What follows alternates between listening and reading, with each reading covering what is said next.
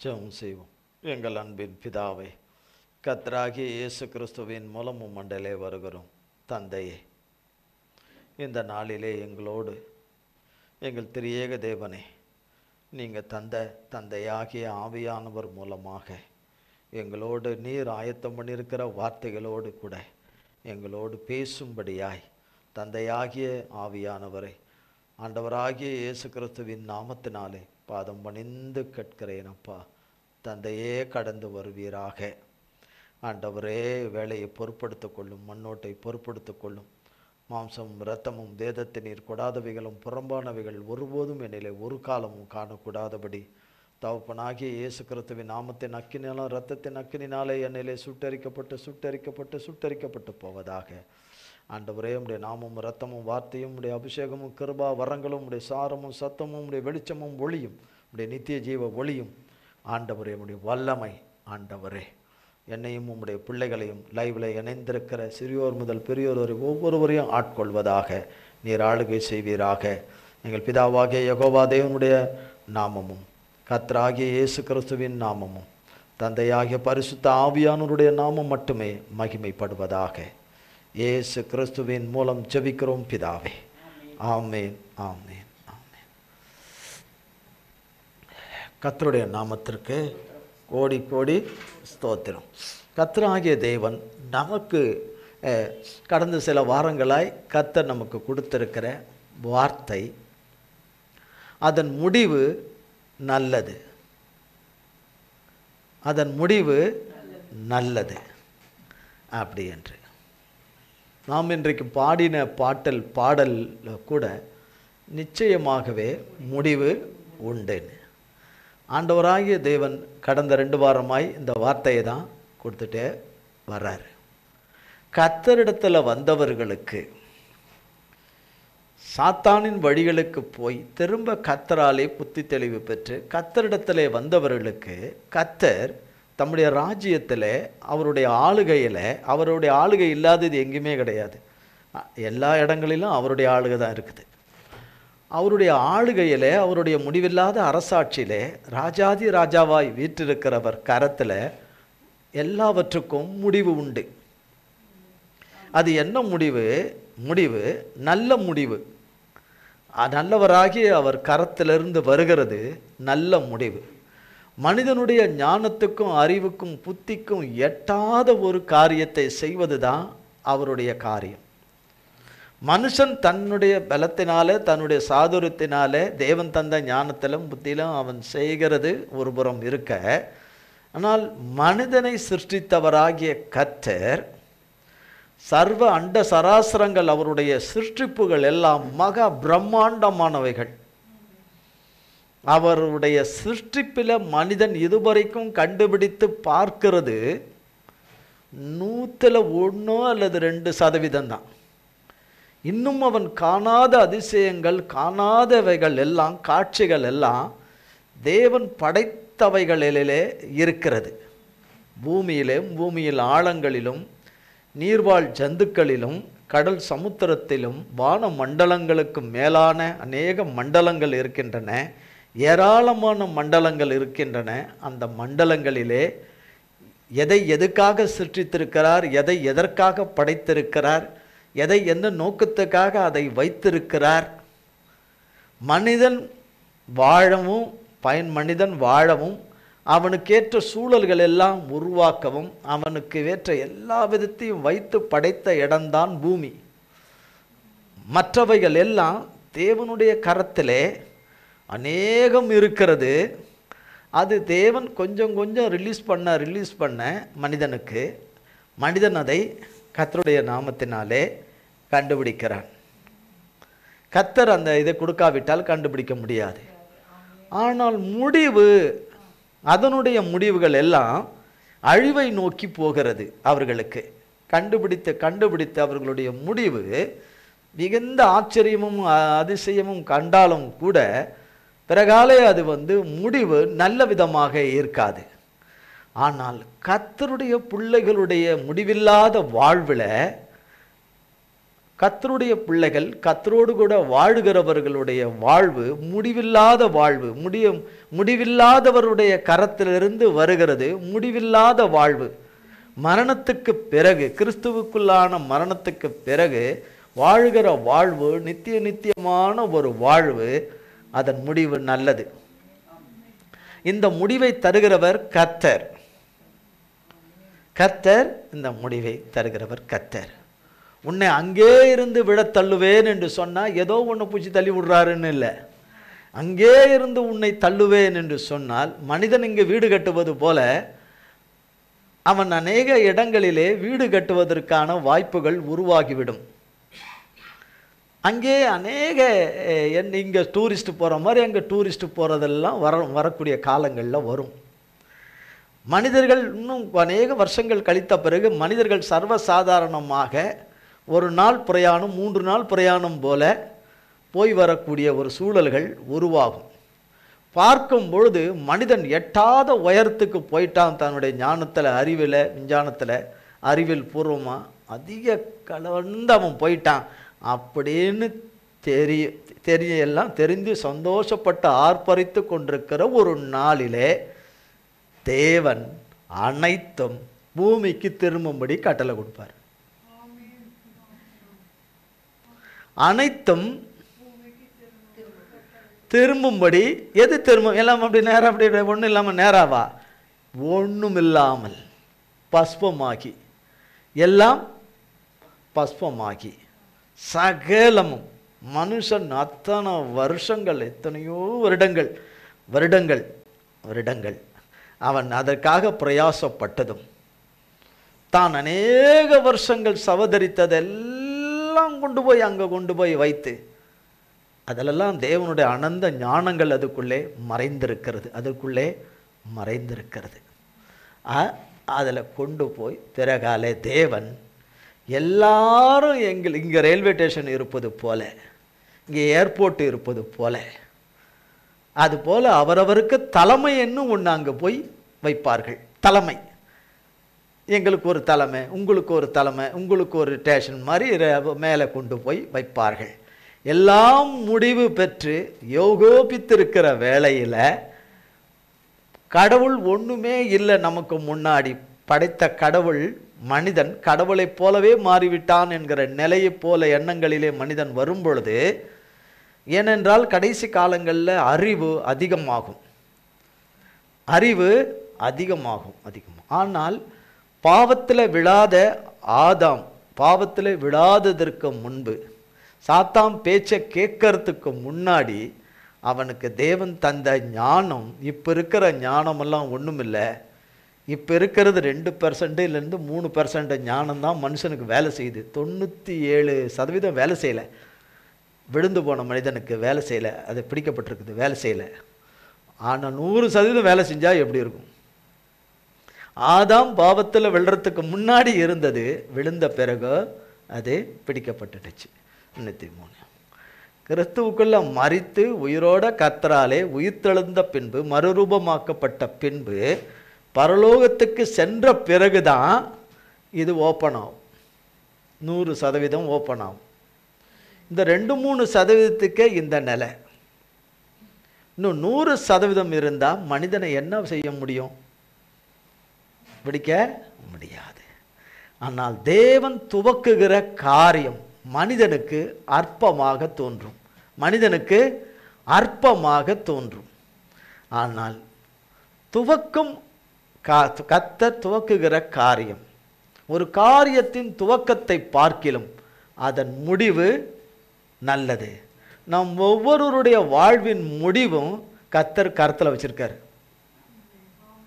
நம் ஒவ்வொருவருடைய முடிவும் மனிதன் இன்னும் கொஞ்சம் காலம் கழிச்ச பிறகு சொல்லுவான், அடாடா நான் இப்படி நடக்காமல் இருந்தால் நல்லா இருந்திருக்குமே, நான் இப்படி நடக்காமல் இருந்தால் நல்லா இருந்திருக்குமே, இப்படி போகாமல் இருந்தால் நல்லா இருந்திருக்குமே, இப்படி முரட்டாட்டம் பண்ணாமல் இருந்தால் நல்லா இருந்திருக்குமே, இப்படி செவி கூடாமல் போகாமல் செவி கூட இப்படி போயிட்டேனே, இப்படி கர்த்தருக்கு செவி கொடுத்துருந்தா எவ்வளோ நல்லா இருக்குமே, கர்த்தர் அப்போவே கூப்பிட்டாரே எவ்வளோ நல்லா இருந்திருக்குமே, இவ்வளோ நல்ல காரியத்தை கர்த்தர் வச்சிருக்கிறத அறியாத போனேனே, நம்பாமல் போனேனே. அப்போ கர்த்தர் என்ன சொல்லுவார்? இப்போவாது நம்பினியா, இப்போவாது வந்தியா, இப்போவாது இருந்தியா, அப்படி தான் சொல்லுவார். மனுஷனாகிய நம்ம சொல்வது போல சொல்ல மாட்டார். நம்ம சொல்ல மாட்டார். நம் மீது அவர் வைத்திருக்கிற விருப்பம் நம் கற்பனைக்கு எட்டாத விருப்பம். நம்முடைய ஞானத்துக்கும் அறிவுக்கும் புத்திக்கும் எட்டாத ஒரு விருப்பத்தை ஒவ்வொருத்தருடைய வாழ்க்கையில வச்சிருக்கிறார். ஒவ்வொருவரையும் ஒரு விசேஷித்த நோக்கத்துக்காக பிரித்தெடுத்திருக்கிறார். விசேஷித்த நோக்கத்திற்காக கர்த்தர் பிரித்தெடுத்திருக்கிறார். பிரசங்கி 7ஆம் அதிகாரம் 8ஆம் வசனம்.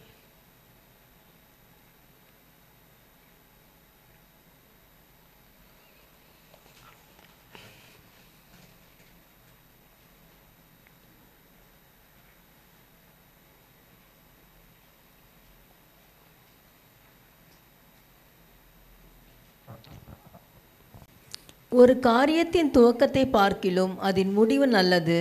ஒரு காரியத்தின் துவக்கத்தை பார்க்கிலும் அதன் முடிவு நல்லது. ஒரு காரியத்தின் துவக்கத்தை பார்க்கிலும் அதன் முடிவு நல்லது. யாக்கோபு 5ஆம் அதிகாரம். யாக்கோபு 5ஆம் அதிகாரம் 10, 11.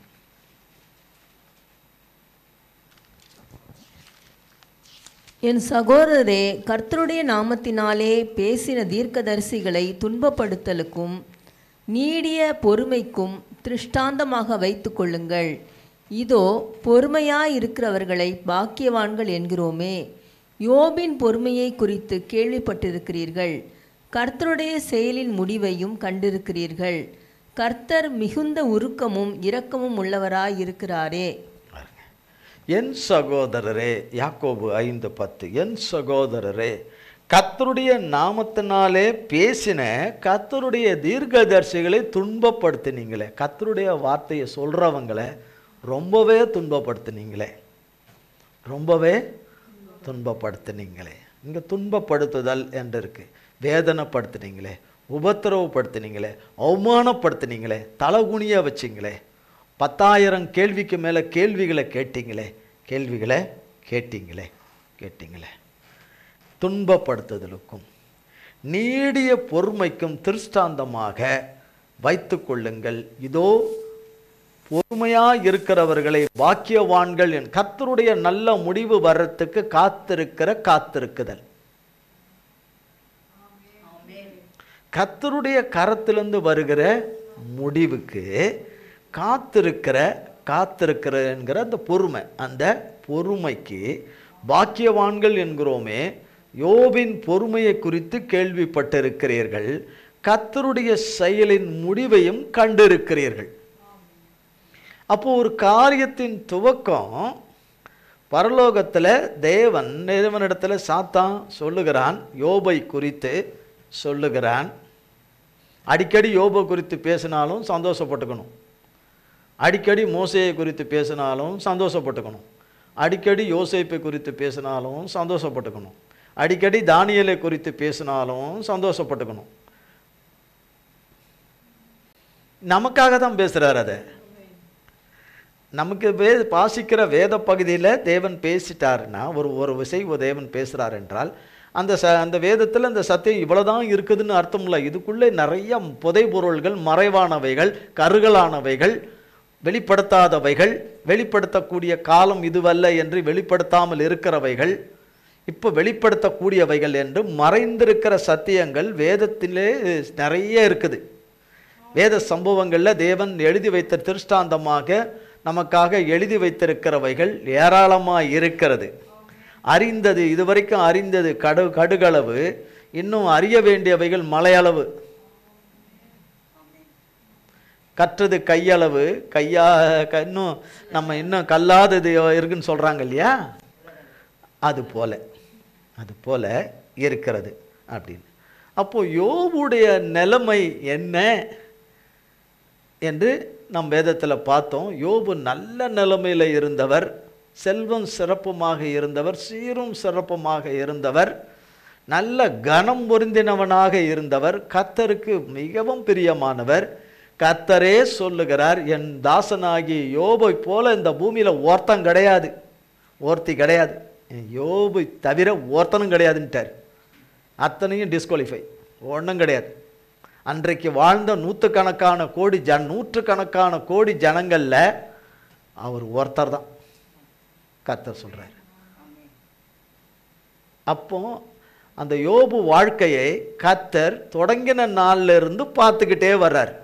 யோபை அவருக்கென்று பிறப்பித்த நாளிலிருந்து யோபு தேவனுடையவனாக, தேவனுக்கு மிகவும் பிரியமானவராக, தேவனுடைய இருதயத்துக்கு ஏற்றவராக, தேவனை சந்தோஷப்படுத்துகிறவராக, அவர் நாமத்துக்கு பரிசுத்த குலைச்சலை உண்டாக்காதவராக, தேவனுக்கு ஒரு சின்ன வருத்தத்தையும் வேதனையும் கொடாதவராக, யோபை நான் சிருஷ்டித்ததுக்காக நான் சந்தோஷப்படுகிறேன் என்று அவர் சந்தோஷப்படும்படியாக யோபு நடந்து கொண்டார். இதை வைத்து பார்த்தால், யோபை நமக்கு முன்பாக வைத்து பார்த்தால் நாம் ஒன்றுமே இல்லை, அதில் ஒன்றுமே கிடையாது. யோபை போல நம்மை சொல்லுவார் என்று எதிர்பார்த்தால் சொல்லவே மாட்டார், சொல்ல மாட்டார். ஆனால் பட்டவர்களாகிய நமக்காக இயேசு கிறிஸ்துவை இந்த உலகத்துக்கு அனுப்பி இந்த குறையெல்லாம் நீங்குகிற நிறைவாக அவரை கொடுத்தார். பிதாவாகிய தேவன் அவர் மூலமாக அவர் சிந்தின மாசற்ற இரத்தத்தினாலே, இரத்தத்தினுடைய பல பூசுதலினாலே, மன்னிப்பினாலே, பூசுதலினாலே, கழுவுதலினாலே நாம் நிற்கத்தக்கதான கிருபையை, அவருக்கு முன்பாக நிற்கத்தக்கதான தைரியத்தை நமக்கு தருகிறார். இல்லை என்றால் இல்லை. அந்த யோபுடைய முடிவு என்ன ஆயிற்று? எல்லாமே இழந்த சூழ்நிலையிலும் யோபு தேவன் கொடுத்தார், தேவன் எடுத்துக்கிட்டார். கர்த்தருக்கு ஸ்தோத்திரம் என்று கர்த்தருடைய நாமத்தை மகிமைப்படுத்தினார். அதுதான் பரிபூரணம். என்ன, எல்லாம் அள்ளி கொட்டுறதில்லை, எல்லா ஐஸ்வர்யமும் கொற்ற பரிபூரணம் அது இல்லை. பரிபூரணம் எல்லாம் இல்லாத நிலையில கர்த்தரை ஸ்தோத்தரிக்கிறது தான் பரிபூரணம். அதுதான் கர்த்தர் பார்வையில நிறைவு, பூரணமான நிறைவு. கர்த்தருடைய பார்வையில பூரணமான நிறைவு. அது யோபு வாழ்க்கையில இருந்தது, நம் வாழ்க்கையில இல்லை, இருக்கணும், இருந்தது. அவன் சரீரத்தை தொட்டபோது திரும்பவும் அவன் தூசிக்க மாட்டான், தூசிக்கிறான், கண்டிப்பாக தூசித்துருவான் அவன் என்ன அவ்வளோ சொன்னாலும் கர்த்தர் தூசிக்கவே மாட்டான். என் தாசன் யோபுன்னு சொன்னபடியே சரீரத்தை தொடுங்க, அவன் கண்டிப்பாக தூசித்துருவான், சரீரத்தை தொடுங்க, கண்டிப்பாக தூசித்துருவான் அப்படின்னு சொல்லிட்டான். ஏன் அப்படி சொல்கிறான்? சரீரத்தை அவன் தொட்டு பார்த்தா அநேகரனை எல்லாருமே கர்த்தரை தூசித்திருப்பாங்க. அதனால தான் அவன் அப்படி சொல்கிறான். தொட்டு பாருங்க, நீங்கள் எல்லாம் கேட்க கொடுத்துக்கினே இருந்தீங்கன்னா அவன் பின்னையே உங்களை ஸ்தோத்திரம் பண்ண மாட்டான், உங்களை ஏன் தொழுது கொள்ள மாட்டான், உங்களை ஏன் ஆராதிக்க மாட்டான், உங்களுக்கு ஏன் அவன் காணிக்கைகளை கொடுக்க மாட்டான், அவன் ஏன் நீங்கள் சொல்கிறதெல்லாம் செய்ய மாட்டான். நீங்கள் எல்லாத்தையும் கொடுக்கறதெல்லாம் நிறுத்திடுங்க, இருக்கிறதெல்லாம் பிடிங்கிருங்க, எதுவுமே அவனுக்கு செய்யாதீங்க, செய்கிறதையும் தடை செஞ்சு வைங்க, எல்லாம் அடைச்சி வைங்க. இப்போ பாருங்கள் அவனை, இப்போ பாருங்கள் உங்களை ஸ்தோத்திரம் பண்ணுறான், நான் ஸ்தோத்திரம் பண்ணுறான். அவன் கர்த்தர் கொடுத்தார், கர்த்தர் எடுத்தார் என்று அவன் சொல்லும் பொழுது ஒரு கற்பனையாக இப்படி பார்த்தீங்கன்னா, சாத்தான் அந்த சைடு தலையை பிச்சுக்கிட்டு மண்ணில் புரண்டு உருண்டிருப்பான்னு நினைக்கிறேன். இப்படி சொல்லிட்டானே எப்படி சொல்லிட்டான்னு. கர்த்தர் கொடுத்தார், கர்த்தர் எடுத்துக்கிட்டார், கர்த்தருக்கு ஸ்தோத்திரம்னு சொல்லிட்டான். ஸ்தோத்திரம் சொன்ன உடனே புழுதியில் உருளும் மண்டையை பிச்சுக்கிட்டு, முடியெல்லாம் அவுத்து விட்டுட்டு பிச்சுக்கிட்டு ஒருத்தர் உருண்டா எப்படி இருக்கும் அப்படி சாத்தான் உருண்டிருப்பான். உருளுன்னு உருண்டிருப்பான். கவுத்துட்டானே சாத்தான். நம்ம தேவனை கவுத்துட்டோம். அங்கே யோபு தேவனுக்கு பிரியமாக நடந்து சாத்தானை கவுத்துட்டாரு. உருளுன்னு உருள்றான். உருண்டுட்டு திருப்பி மறுபடியும் மேலே வர்றான். திருப்பி அவர்கிட்ட அவர் இருக்கிற உன்னதமான பர்வதத்துக்கு வர முடியாது, அது வேற ஒரு இடம். வரான், திரும்ப சொல்கிறான் சரீரத்தை தொட்டலாம். இப்போ அவன் சொத்து பத்தெல்லாம் பிடிங்காச்சு, அவனுக்கு உண்டான ஐஸ்வர்யத்தெல்லாம் பிடிங்காச்சு. நான் சாதாரணமாக ஒருத்தருக்கு ஒன்றை பிடுங்கனால செத்துருவான், ஒருத்தன் எல்லாம் போச்சுன்னு செத்துருவான், டொப்புன்னு செத்துருவான் இல்லையா சொல்லிட்டு செத்துருவான் அப்படின்னு. ஆனால் இவனுக்கு எல்லாம் முடியும். இவன் கர்த்தருக்கு ஸ்தோத்திரம் சொல்லிட்டான், இவனை விட மாட்டான். இந்த சரீரத்தை தொட்டா இவன் சரீரத்தையும் தொடு, அவன் ஜீவனை மட்டும் கை வைக்காத நீ தொடு அப்படின்னு தொட்டான். உடம்பெல்லாம் பொழு பொழுத்து சொறியாயிருச்சு.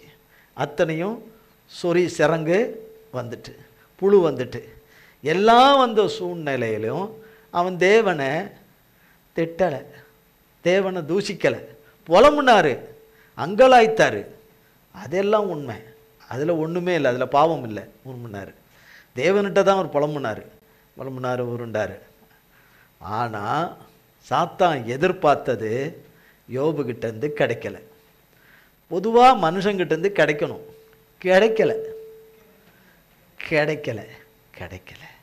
அப்போ யோபு ஆராதித்தது உண்மையான ஆராதனை.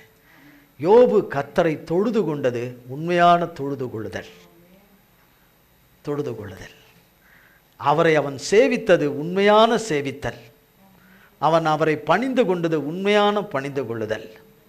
அவன் தேவனை நமஸ்கரித்தது உண்மையான நமஸ்கரித்ததல். அவன் தேவனை வணங்கினது உண்மையான வணங்குதல். அவன் உண்மையாகவே தேவனுக்கு பயப்படுகிற பயத்தினாலே உள்ளவன் என்று சொல்லி பொல்லாப்புக்கு விலகுகிறவன். இந்த சோதனையெல்லாம் தேவன் அனுமதிக்கிறதுக்கு முன்னாடியே அவன் அந்த நற்சாட்சியை தேவனிடத்திலிருந்து பெற்றவன். இந்த யோபு தேவனுடைய கரத்திலிருந்து வந்த ஆசீர்வாதத்தை அவனுடைய முடிவிலே, சோதனையின் முடிவிலே பெற்றுக்கொண்டான். அதைத்தான் இங்கே யாக்கோபு கோடிட்டு சொல்கிறார்.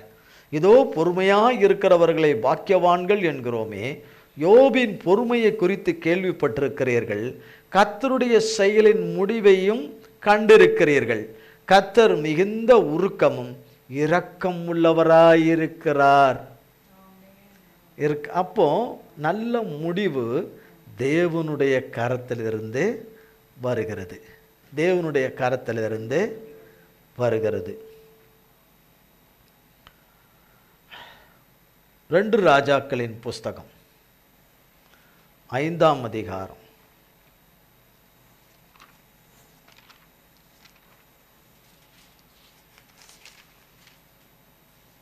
1ஆம் வசனத்திலிருந்து. சீரிய ராஜாவின் படைத்தலைவனாகிய நாகமான் என்பவன் தன் ஆண்டவனிடத்தில் பெரிய மனுஷனும் எண்ணிக்கை உள்ளவனுமாயிருந்தான்.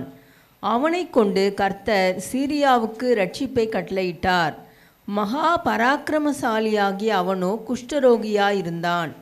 சீரியாவிலிருந்து தண்டுகள் புறப்பட்டு இஸ்ரவேல் தேசத்திலிருந்து ஒரு சிறு பெண்ணை சிறைப்பிடித்து கொண்டு வந்திருந்தார்கள்.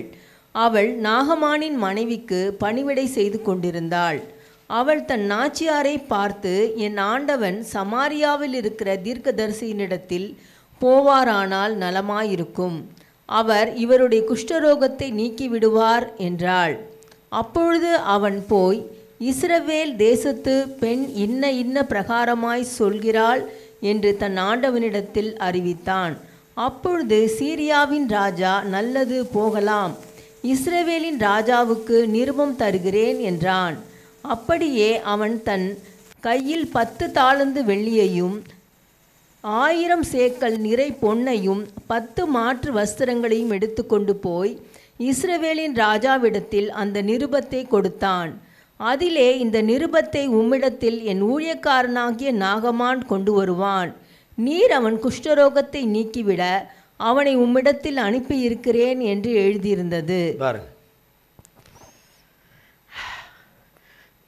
2 ராஜாக்கள் 5ஆம் அதிகாரத்தில் சொல்லப்படுகிறது. சீரியா ராஜாவின், அன்றைய காலத்தில் சீரியா தேசமும் ஒரு பலமான ஒரு தேசமாக பல யுத்தங்களை ஜெயிக்கிற ஒரு ராஜ்யமாக ஒரு காலத்தில் இருந்தது. சீரிய ராஜாவின் படைத்தலைவனாகிய நாகமான் என்பவன் சீரியாவினுடைய ராஜாவுக்கு படைத்தலைவன், படைகளை நடத்தி கொண்டு போகிற தளபதி. அவனுக்கு பெரியவன், தன் ஆண்டவனாகிய பெரிய மனுஷனும் எண்ணிக்கைக்குள்ளானுமாய் இருந்தவன். அவனை கொண்டு கர்த்தர் சீரியாவுக்கு இரட்சிப்பை கட்டளையிட்டார். மகா பராக்கிரமசாலியாகிய அவனோ குஷ்டரோகியாய் இருந்தான். என்னவா இருந்தான்? குஷ்டரோகியாய் இருந்தான். ஏன்னா குஷ்டரோகம் குணமாகவே ஆகாது. அக்காலத்தில். இப்போ ஒருவேளை நிறைய காரியங்கள் நடக்குது. ஆனால் அன்றைய காலகட்டங்களில் குஷ்டரோகம் என்பது குணமாகவே ஆகாதது. 2ஆம் வசனம் சொல்லுகிறது, சீரியாவிலிருந்து தண்டுகள்னா இராணுவங்கள், இராணுவ படைகள், சீரியாவின் இராணுவ படைகள் புறப்பட்டு இஸ்ரவேல் தேசத்திலிருந்து ஒரு சிறு பெண்ணை பிடித்து கொண்டு வந்தார்கள். அந்த இராணுவம் ஒரு சின்ன பொண்ணை பிடிச்சிக்கிட்டு வந்ததம்மான்னு இல்லை, பலரை பிடிச்சிட்டு வந்ததில்லை, சிறை பிடிச்சி கொண்டு வந்ததில்லை. இந்த பெண்ணும் ஒரு பெண்ணை சிறு பெண்ணை ஒரு சிறு பெண்ணை சிறைபிடித்து கொண்டு வந்தார்கள் என்று சொன்னான். ஒரு குடும்பத்தில் தானே இருந்திருப்பா இல்லையா? குடும்பம் என்று இருந்தால் அவளுக்கு தகப்பன் தாயின்னு சகோதரன் சகோதரிகள்னு இருப்பாங்கல்ல. அப்போ ஒரு நல்ல ஒரு குடும்பத்தில், நல்ல ஒரு பேக்ரவுண்டில், தேவனுடைய பிள்ளையாக வளர்ந்த ஒரு குடும்பத்தில் ஒரு கொடுமை நடக்குது. என்ன கொடுமை? சீரியாவினுடைய இராணுவ படைகள் அந்த குடும்பத்தில் இருக்கிற பிள்ளைய கொண்டு போயிட்டாங்க. தேவனை நம்பி இருந்த அந்த குடும்பத்தில் ஒரு அசம்பாவிதம் போல அசம்பாவிதம் தான், தாங்க முடியாத ஒரு காரியம் அங்கு அந்த இடத்துல நடக்குது, விபரீதம் நடக்குது. அந்த வீடு சந்தோஷமாக இருக்குமா? அந்த வீட்டிலே அந்த பெண்ணுடைய தகப்பந்தாய் உண்மையிலே உயிரோடு இருந்தார்களா இல்லையான்னு நமக்கு தெரியாது. ஒருவேளை இருந்திருந்தா பிள்ளையை பறித்து கொண்டு போய் விட்டார்களே, அல்லது தகப்பன் தாய் குடும்பத்தை சிதறடிச்சிட்டானுங்களா இல்லையான்னு தெரியல. அவர்கள் எப்படி கண்ணீர் வடித்திருப்பார்கள். பிள்ளை பறிபோயிட்டே, செத்து போல, ஆனால் அநியாயமாக கொண்டு போயிட்டானுங்களே, பொம்பளை பிள்ளைய அநியாயமாக கொண்டு போயிட்டாங்களே. சீரும் சிறப்புமாக கர்த்தருடைய வார்த்தையை ஊட்டி வளர்த்தோமே, கர்த்தருடைய வார்த்தையை, ஒரே தேவனாகிய யெகோவா தேவனுடைய வார்த்தையை ஊட்டி வளர்த்தோமே. அந்த பிள்ளை எங்க? அந்த பிள்ளை இருந்தது, அது காணவே இல்லையே. வந்த மாதிரி இருந்துச்சு, இருந்த மாதிரி இருந்துச்சு, 2 வார்த்தை பேசின மாதிரி இருந்துச்சு, காணலையே, வழக்கம் போல காணலையே என்று நாம் வழக்கத்தில் மனுஷர்களை அப்படி பார்க்குறோம், இப்பவும் பார்க்குறோம் இல்லையே. ஆனால் இந்த பிள்ளை கர்த்தருடைய வார்த்தையிலே, கர்த்தருடைய கட்டளைகளும் கற்பனைகளும் பிரமாணங்களிலும் விதிமுறைகளை கற்று, நியாயப்பிரமாணத்தை கற்று அதில் வாழ்ந்த ஒரு மகளாக இந்த மகை இருந்திருக்கிறாங்க. இந்த மகளை பிடித்து கொண்டு போனார்கள். அந்த பிள்ளைக்கு என்ன சந்தோஷமா? எப்படி அழுதுருக்கும், தேவனை நோக்கி கூப்பிட்டு அழுதுருக்கும், தன் தகப்பன் தாயை கூப்பிட்டு அழுதுருக்கும். என்ன இவங்க கிட்டேருந்து காப்பாத்துங்கன்னு. என்னை என் தகப்பன் குடும்பத்தை சிதைச்சி, என் தகப்பன் குடும்பத்தில் இருக்கிற என்னை பிரித்து எடுத்து, என் குடும்பத்திலும் என் நகரத்திலும் என் பட்டணத்திலும் என் தேசத்திலும் என்னை வைக்காதபடி என்னை அந்நிய தேசத்துக்கு என்னை கொண்டு போன தேவனை நான் எதுக்கு வணங்கணும்? நான் எதுக்கு அவரை தொழுது கொள்ளணும்? நான் அவருக்கு ஆராதனை செலுத்தணும்? இனி எனக்கு எதுக்கு அவருடைய வார்த்தை? இனி எதுக்கு அவர் எனக்கு கொடுத்து கற்பித்த நியாய பிரமாணத்தின் வார்த்தையெல்லாம் எதுக்கு எனக்குள்ள அது வேண்டவே வேண்டாம். சீரியாவின் தண்டு என் குடும்பத்துக்குள்ளே வந்து என்னை பிரித்து கொண்டு போய் சிதறடித்து எங்கள் எல்லாரையும் கண்ணீரிலும் துக்கத்திலும் வேணிலும் மீளா துயரத்திலும் எங்களை ஆற்றி விட்ட தேவன் எனக்கு வேண்டவே, இந்த இஸ்ரவேலின் தேவன் எனக்கு வேண்டவே வேண்டாம், எங்கள் பிதாக்களின் தேவன் எனக்கு வேண்டவே வேண்டாம். சிறு பெண்ணு ஒரு பொம்பளை பிள்ளைன்னு பார்க்காம என்னை அநியாயமாய் அவர் கரத்திலே அகப்பட பண்ணினாரே, என்னை காப்பாற்றலையே, என்னை தப்புவிக்கலையே, என்னை விடுவிக்கலையே, என் தகப்பன் தாயின் இடத்துல என்னை கொண்டு போகலையே, என்னை கண்மணியாக காக்கலையே, இந்த தேவன் எனக்கு வேண்டாம் தாராளமாக சொல்லலாம். அந்த பிள்ளை சொல்லலை, நான் நினைச்சதெல்லாம் எனக்கு நடக்கலை, எனக்கு நினைச்சதெல்லாம் நிறைவேற்றலை. நான் நினைச்சது, நான் எண்ணினது, நான் யோசித்தது, நான் தீர்மானித்தது, எனக்குள்ள தேவனுடைய ஆவி அல்லாதது என்னோடு பேசினது எல்லாம் தேவனுடையது எண்ணி, தேவன் எனக்கு அதை செய்யலை கொள்ளலைன்னு தேவன் மேலே படியை போட்டு, தேவன் நல்லவர் அல்ல கெட்டவர், தேவன் வார்த்தையில் உண்மை இல்லாதவர், அவரை சேவித்து என்ன பிரயோஜனம், அவரை நம்பி என்ன பிரயோஜனம், அவர் செய்கிற தப்பிதத்தை யார் இந்த உலகத்தில் சொல்ல முடியும்? வழக்கு இருந்தால் கொண்டா என்கிட்ட வான்றாரு, அவர்கிட்ட யார் போய் நிற்கிறது கொள்றது அப்படின்னு சொல்லுகிற உலகம் இது.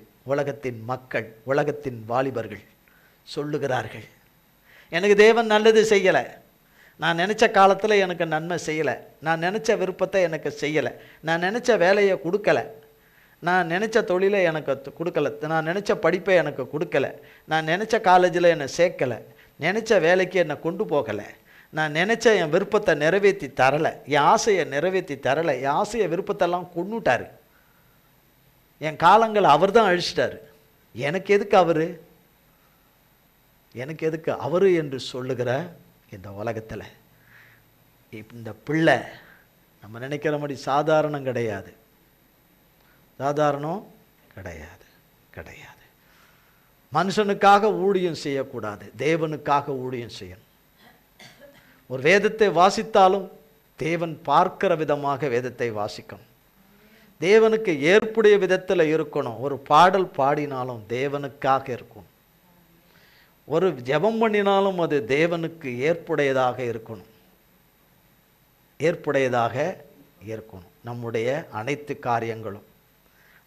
காரியங்களும் தேவன் இங்கே இருக்கிறார், அவரை அனுமதிக்கக்கூடாது. தேவன் பாளையத்தில் இங்கே உலாவுறாரு. வெளிப்படுத்தின விசேஷத்தில் சொல்றாரு, 7 சபைகளுக்கு சொல்றாரு, 7 சபையிலும் குறை இருக்கு, 7 சபையிலும் குறை இருக்கு, ஆனால் அங்கே வெளிச்சம் இருக்கு.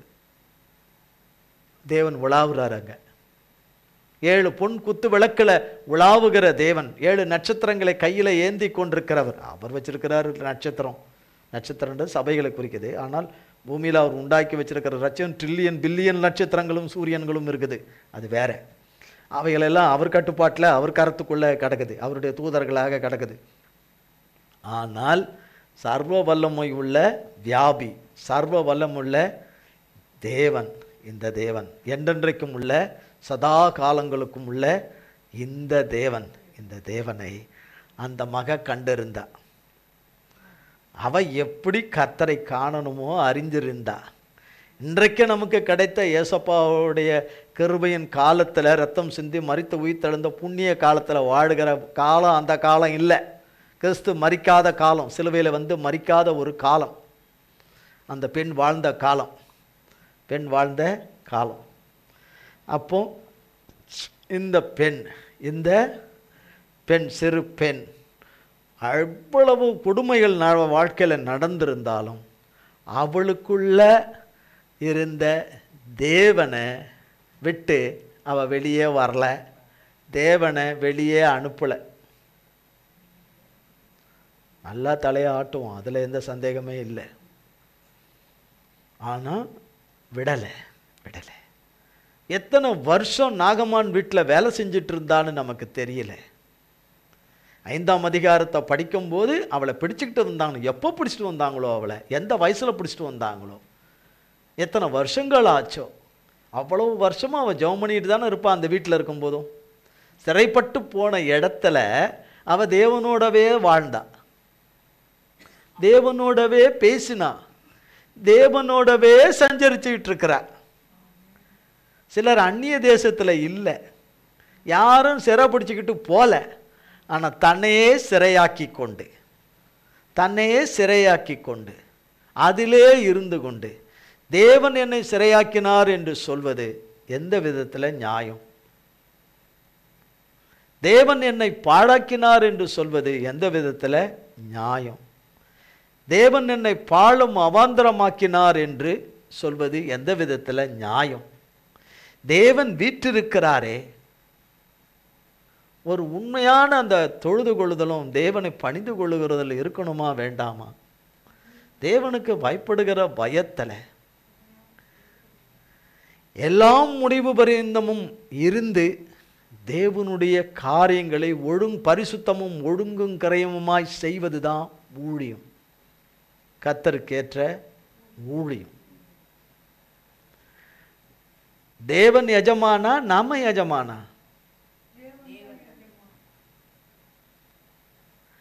எஜமா சொன்னா தானே வேலைக்காரன் செய்யணும்.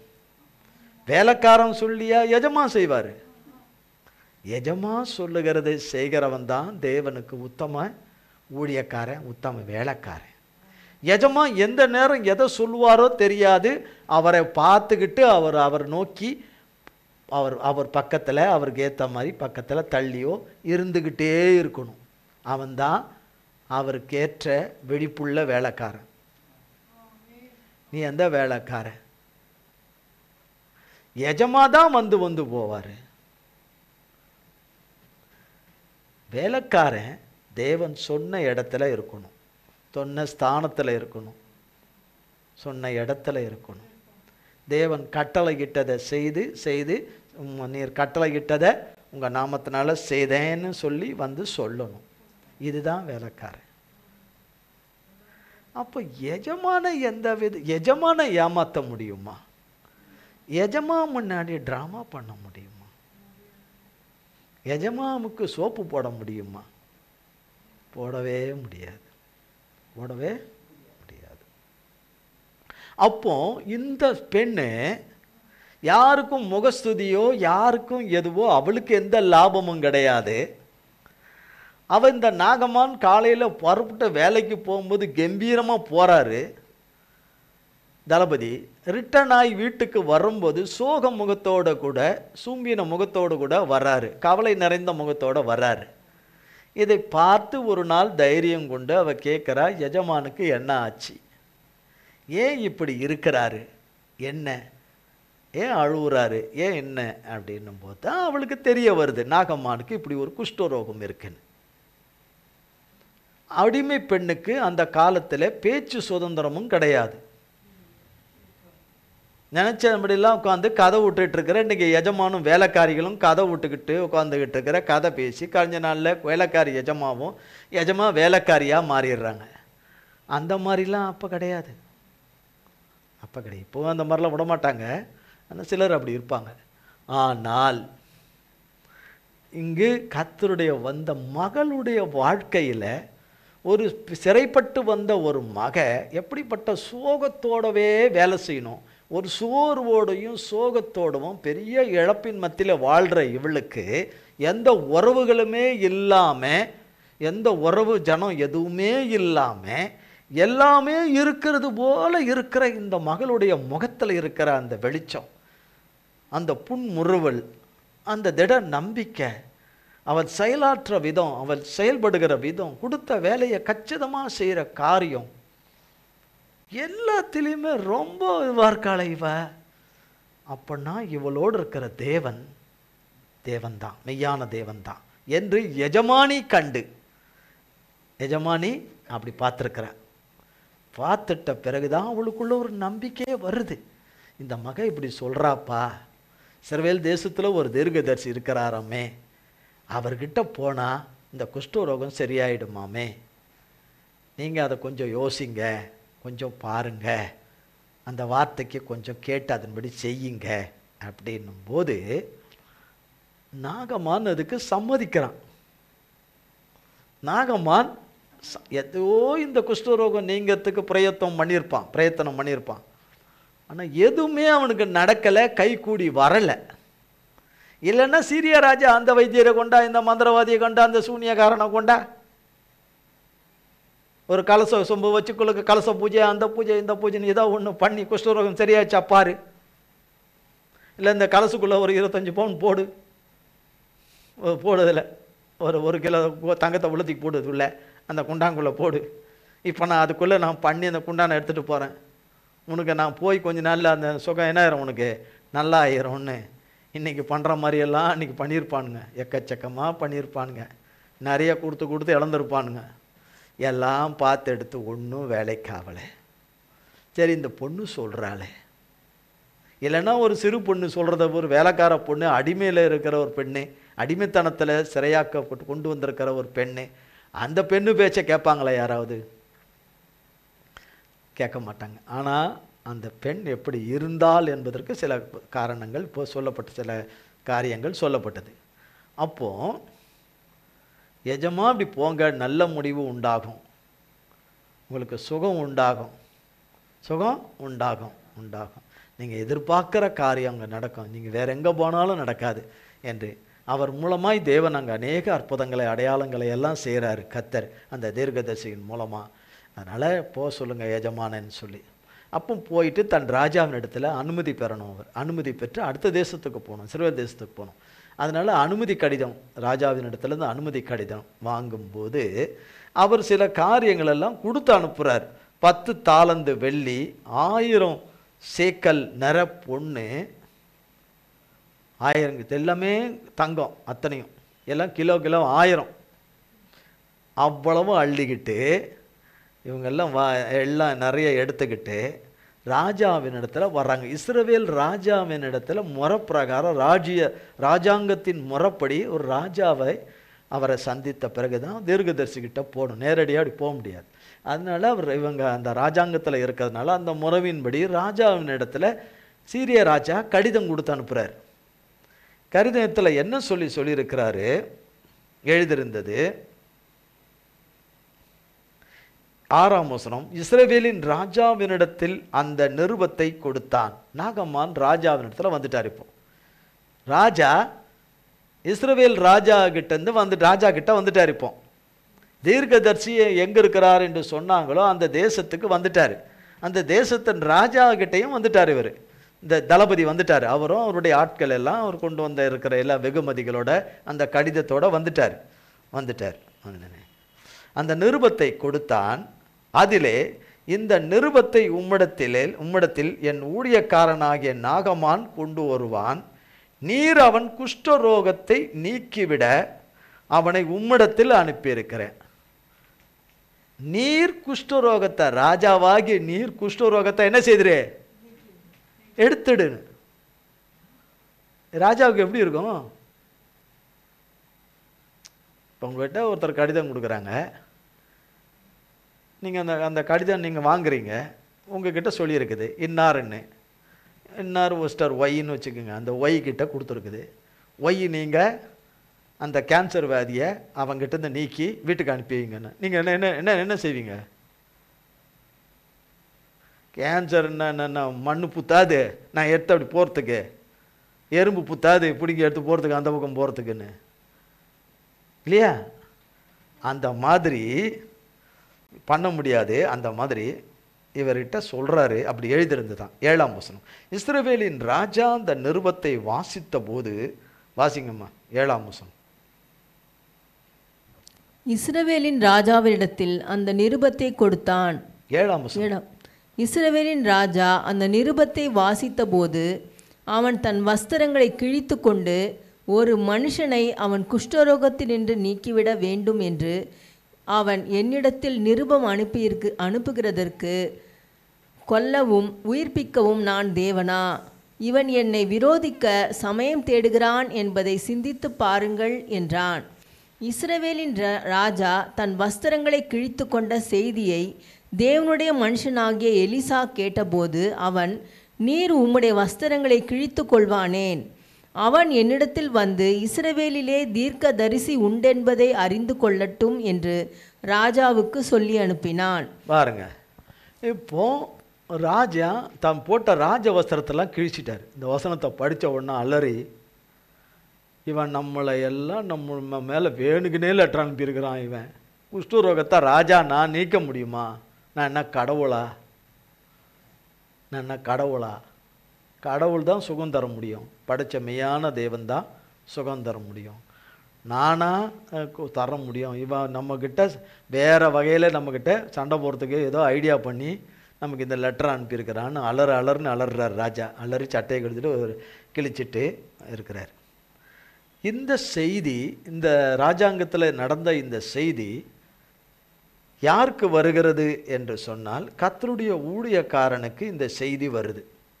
கர்த்தருடைய ஊழியக்காரனுக்கு எலிசாவுக்கு இந்த செய்தி வருகிறது. இந்த செய்தி வருகிறது. இந்த செய்தி வரணும்னா அன்றைய காலகட்டத்தில் ஃபோன் கிடையாது.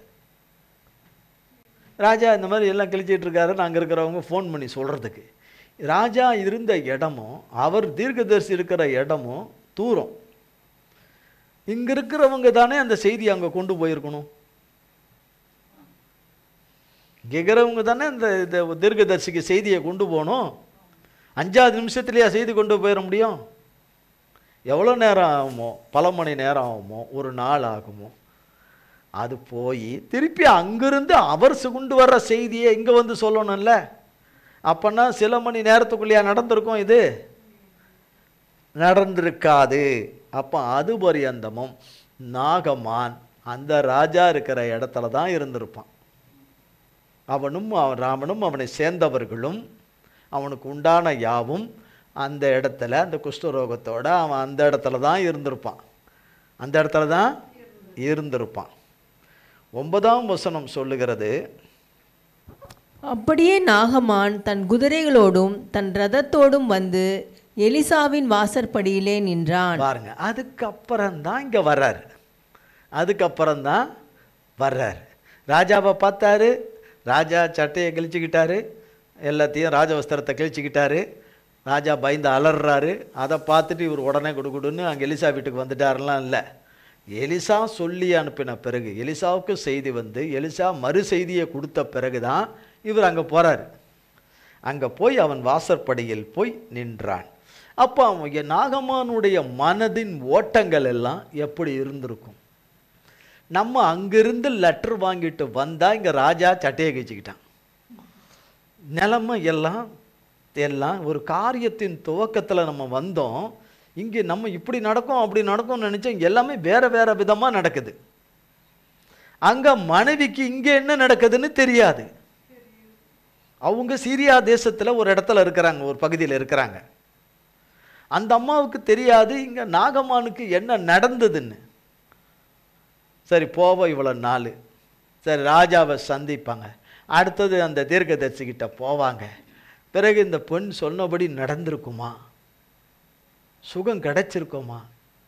கிடைக்காம போயிட்டுருக்குமா? என்ன நடந்தது? என்ன நடந்துக்கிட்டு இருக்குது அங்கே என்று மடையை பிச்சுக்கின்னு இருந்திருப்பாங்க அந்த அம்மா அந்த சைடு இருந்து. இதை யோசித்துருக்குறோமா? இதை யோசித்துருக்க மாட்டோம். இந்த பெண்ணுக்கிட்ட அந்த அம்மா கேட்டுக்கின்னு இருந்திருப்பாங்களா? இருக்க மாட்டாங்களா? ஜோம் பண்ணியாம்மா, ஜோம் பண்ணுறியாம்மா, வேண்டியாம்மா, தேவனை நோக்கி கேட்குறியாம்மா,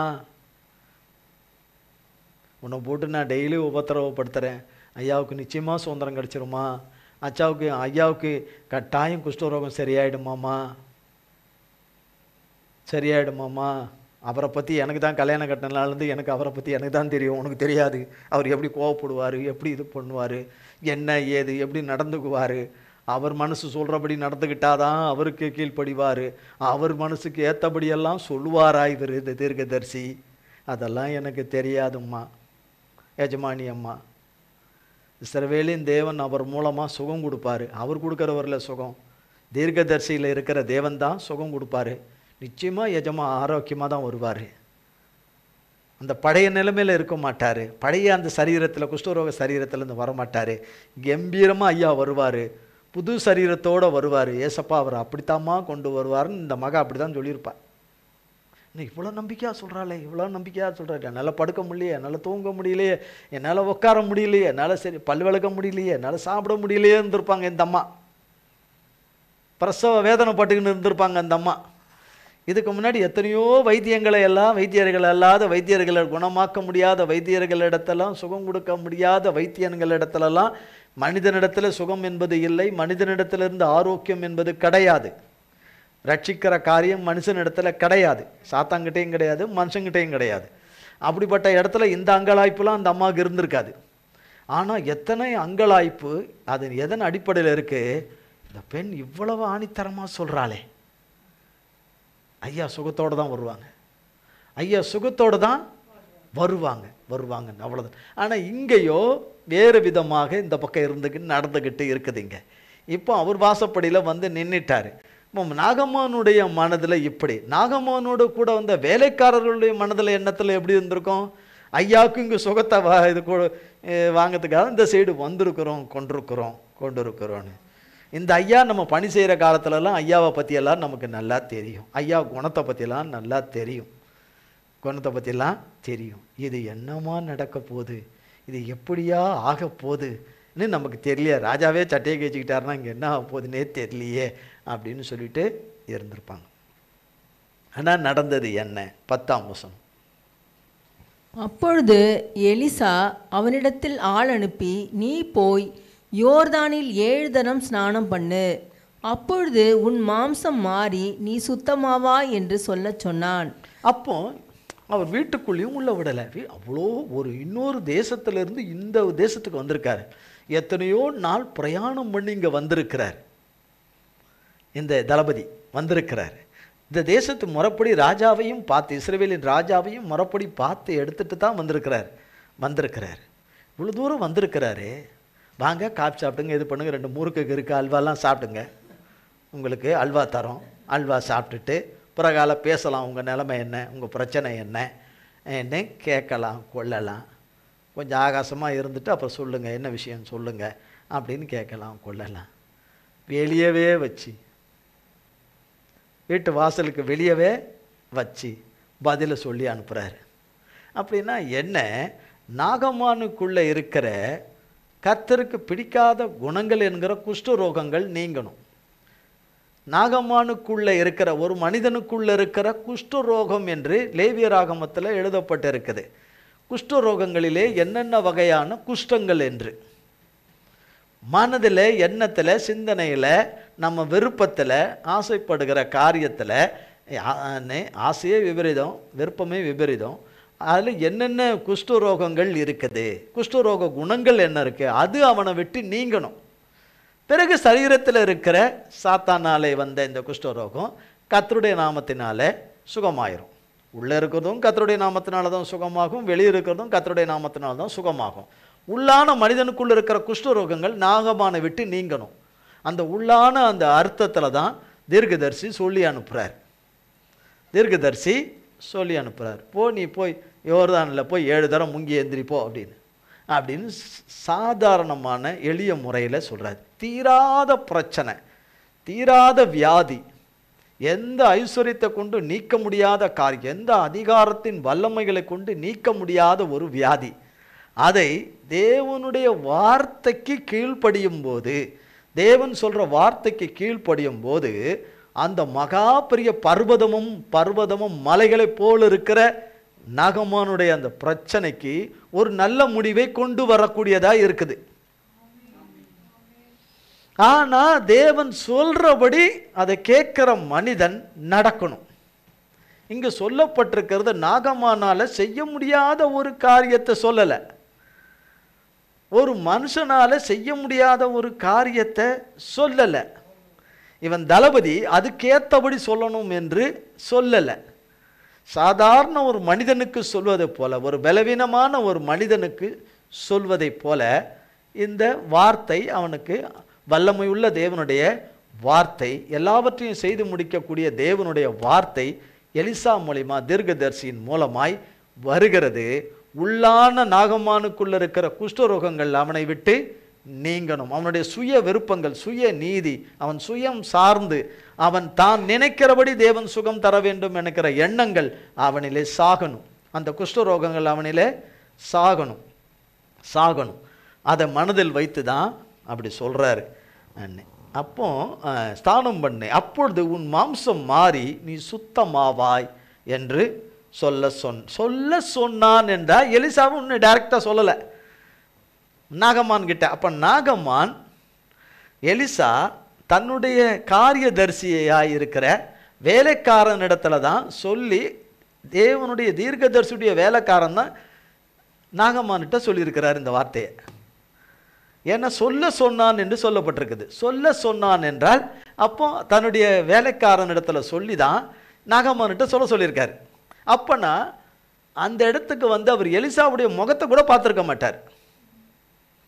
முகத்தை கூட நாகமான் பார்த்துருக்க மாட்டார். அப்போ 11ஆம் வசனம். அதற்கு நாகமான் கடும் கோபம் கொண்டு, குஷ்டரோகம் பாருங்க, கடும் கோபம் கொண்டு.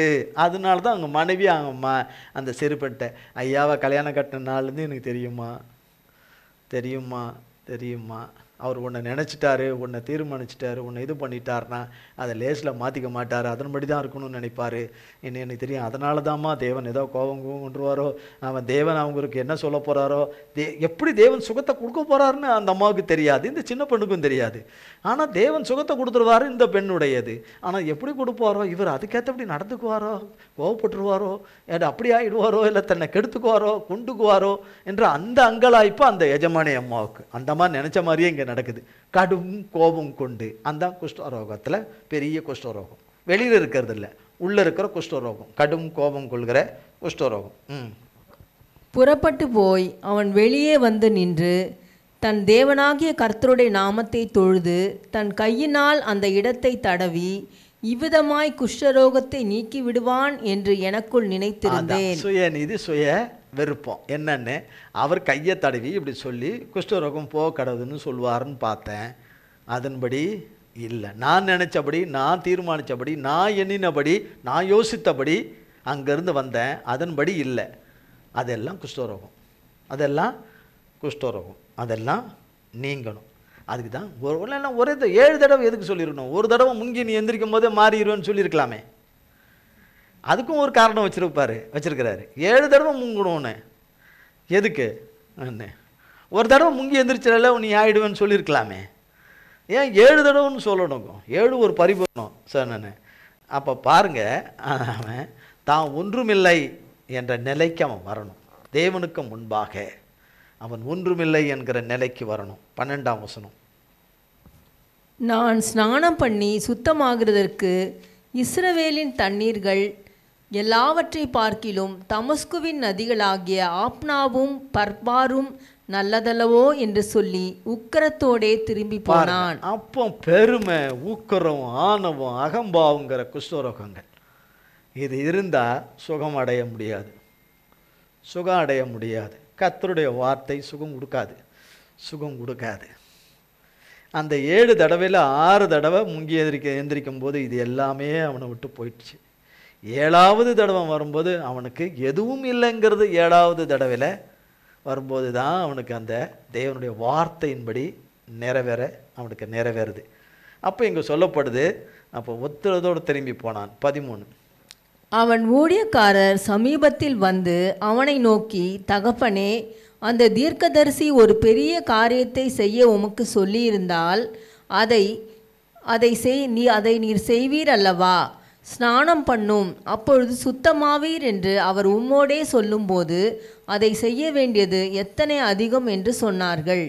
அப்பொழுது அவன் இறங்கி தேவனுடைய மனுஷன் வார்த்தையின்படியே யோர்தானில் 7 தரம் மூழ்கின போது அவன் மாம்சம் ஒரு சிறு பிள்ளையின் மாம்சத்தை போல மாறி அவன் சுத்தமானான்.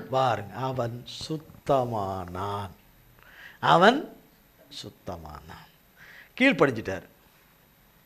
யாரு? நாகம்மான். வேலைக்காரர்கள் சொல்லுகிறாங்க, பெரிய காரியத்தை சொல்லியிருந்தா நீங்கள் செஞ்சுருப்பீங்களே எஜமானே, தகப்பனே. அவருக்கு உங்களுக்கு சாதாரணமானது. குதிடான்னா தண்ணிக்குள்ளே குதிச்சிருவானுங்க. நிறைய பேர் சொல்லாமலே தண்ணிக்குள்ளே குதிப்பானுங்க.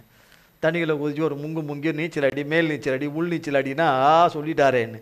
ஆனால் தேவன் சொல்லி செஞ்சாதானே அங்கே இருக்குது விஷயம். தேவன் சொல்லாத இடத்துல குதிச்சு ஒரு பிரயோஜனம் இல்லையே. அப்போ சொன்னபோது அவன் கீழ்ப்படியும் போதே அவன் தேவனாலே கிருபையாய் மன்னிக்கப்பட்டு அவன் உள் குஷ்டரோகங்கள் அவனை விட்டு நீங்கிற்று. அவனை விட்டு நீங்கிற்று. இப்போ அற்புத சுகத்தை அவன் பெற்றுக்கொண்டான். அவன் ஒவ்வொரு தடவை முங்கிறேன். 1ஆவது தடவை எந்திரிச்சு வரும்போது ஆகலை. 2ஆவது தடவை முஞ்சி வரும்போது வேலைக்காரங்க பார்த்துக்கின்னு தான் இருப்பாங்க. எஜமா அங்கே குளிச்சுன்னு இருக்குது, முங்கி எந்திரிக்கிறத. 7ஆவது தடவை வரலன்னா நம்மளை பட்டயத்தை எடுத்தாந்து சொன்னாங்களடா, முங்குங்க, அவர் சொன்னபடி நடக்கணும், நீங்களும் சொன்னீங்களடான்னு பட்டயத்தை நம்மளை ஒரு வெட்டிடுவான். அவனுங்களாம் நம்பிக்கையாக இருந்தானுங்க. சுகம் கொடுத்துருங்களான்னு நம்மளை வந்து வெட்டி விடுவான். அந்த ஆள் நம்மளை வந்து வெட்டி விடுவான். சுகத்தை கொடுத்துருங்க. அப்போ அவன் எவ்வளவு சந்தோஷமாக வீடு திரும்பி இருப்பான் தேவன் தந்த சந்தோஷத்தில். அந்த இடத்துல இப்படி ஒரு நிகழ்வு நடந்து முடிஞ்சிருச்சு தேவனால ஒரு காரியம் துவக்கப்பட்டு அது நல்லபடியா முடிஞ்சிருச்சுன்றத அவனுடைய மனைவிக்கும் இவன் இப்படிப்பட்ட சுகத்தை பெறுவதற்கு ஒரு வழியாக, அவன் பாதையில் ஒரு வழியாக, ஒரு கலங்கரை விளக்கமாக இருந்த அந்த மகளுக்கு தெரியாது. அவன் அந்த கம்பீரத்தோடு அவன் வீட்டிற்கு வரும்போது அவன் மனைவி எவ்வளவு சந்தோஷமாய், மனைவியும் அவன் வீட்டாரும் அவன் குடும்பத்தார் எவ்வளவு ஆற தழுவி ஏகோபித்து அந்த சந்தோஷத்தை கொண்டாடி இருப்பார்கள். அநேக வருஷங்களாய் குஷ்டரோகத்தில் இருந்த அவன் வாழ்வு கர்த்தராலே நல்ல முடிவு வந்து மாறிற்று. அதற்கு ஒரு பெண் காரணமாய் இருந்தாள். அதற்கு ஒரு சிறு தேவனுடைய பிள்ளை காரணமாய் இருந்தாள். ஒருவருடைய வாழ்வின் கஷ்டங்கள் எல்லாம் நீங்குவதற்கு வழியாக, அவர்கள் இந்த பிரச்சனையில் கரை சேர்வதற்கு ஒரு கலங்கரை விளக்காக அந்த மகள் இருந்தால், நாம் எப்படி இருக்கிறோன்னு கர்த்தருக்கு தெரியும். நாம் ஒவ்வொருவரும் எப்படி இருக்கிறோம் நல்லாவே தெரியும் கர்த்தருக்கு. அப்போ அந்த சிறு பெண்ணை அதற்கு பிறகு அவர்கள் வேலைக்காரியாக வச்சிருப்பாங்க. தன் மகளாக தேவன் வைத்து கொள்ளும்படி செய்து பிறகால அவளுடைய சுதந்திர தேசத்துக்கு அவளுடைய வீட்டிற்கு போகும்படி செய்திருப்பார் என்று நம்புகிறேன். அவளை சகல ஆசீர்வாதத்தோடும் அவள் எந்த இடத்திலிருந்து அவளுடைய குடும்பம் பிரிக்கப்பட்டதோ அந்த இடத்துக்கே அவளை கொண்டு போகும்படியான ஒரு அனுக்கிரகத்தை கர்த்தர் அந்த மக வாழ்க்கையிலும் செய்திருப்பார். நாகமான அந்த வீட்டுக்கு கர்த்தர் கொடுத்த சுகத்தோடு, விடுதலையோடு கூட, ஜெயத்தோடு கூட, ரெட்டிப்பான சந்தோஷத்தோடு வந்து அவர்களெல்லாம் அந்த கொண்டாடுதலை அவள் அன்றைய தினம் அடிமையின் பிள்ளையாகவும் அடிமையின் வேலைக்காரியாக இல்லாதபடி அந்த வீட்டிற்கு மகளாகவும், தேவனுடைய மகள், முதலாவது தேவனுக்கு மக, பிறகாக நாகமானுக்கு மகளாக மாறியிருப்பாள். பிறகாலே அவளுடைய சுதந்திரமான தேசத்துக்கு கர்த்தர் போகும்படி கிருபை செய்திருப்பார். இந்த வார்த்தையை நாம் கேட்டோம். நாம் என்ன விளங்கிக்கிட்டோம், கர்த்தரால் என்ன தெரிஞ்சுக்கிட்டோம் என்பது கர்த்தருக்கு வெளிச்சம். கர்த்தராகிய தேவன் ஒரு காரியத்தின் துவக்கத்தை பார்க்கிலும் அதனுடைய முடிவு நல்லது. அதனுடைய முடிவு நல்லது. கர்த்தரோடு தொடங்கினால் முடிவு பரியந்தமும் கர்த்தரோடு கூடவே இருந்தால் முடிவு நல்லது. எப்பொழுதும் கர்த்தராலே முடிவு நல்லது. கர்த்தர் இந்த வார்த்தைகளை நம் ஒவ்வொருவருக்கும் பல கோடி மடங்காய் ஆசீர்வதிப்பாராக.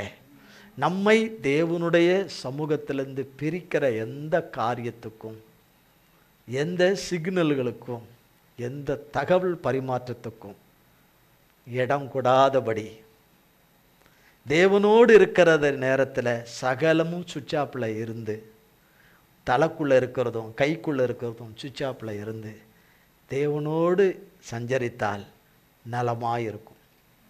கர்த்தர் இந்த வார்த்தைகளை நம் ஒவ்வொருவருக்கும் பல கோடி மடங்காய் ஆசீர்வதிக்கவே ஆசீர்வதிக்கவே ஆசீர்வதிப்பாராக. ஜெபம் செய்வோம். எங்கள் அன்பின் பரலோக பிதாவே, கர்த்தராகிய இயேசு கிறிஸ்துவின் மூலம் மண்டையிலே வருகிறோம்.